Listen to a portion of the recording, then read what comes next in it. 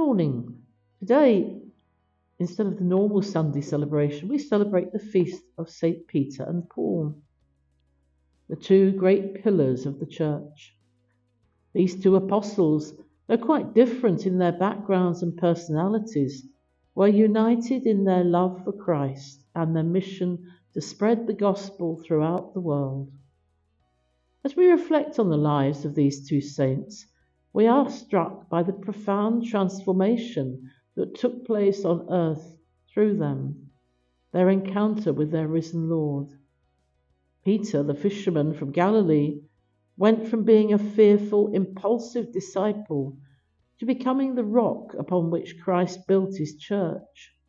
Paul, the former persecutor of Christians, was dramatically converted on the road to Damascus and became the tireless apostle of the Gentiles. This is the same transformative love that Christ offers to each of us.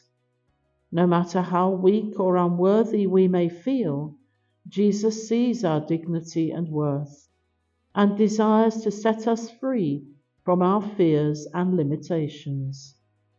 He calls us, like Peter and Paul, to be living witnesses of his love and mercy in the world.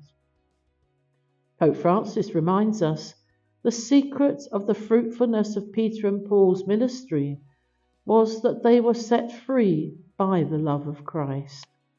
They no longer lived for themselves, but for him who died and was raised for their sake. And it was this freedom, rooted in God's love, that empowered them to risk everything for the sake of the gospel. The Feast of St. Peter and Paul powerfully reflects the Catholic understanding of the papacy and the divinely instituted office of the successor of St. Peter, charged with preserving unity, teaching, and pastoral leadership of the entire church. It is a celebration of the authority and mission entrusted by Christ to the Bishop of Rome.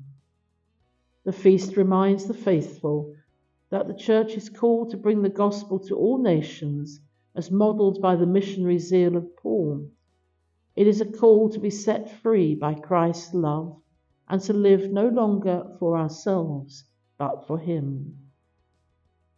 Today's reading from St. Paul's letter to Timothy presents us with a powerful testament of faith and hope.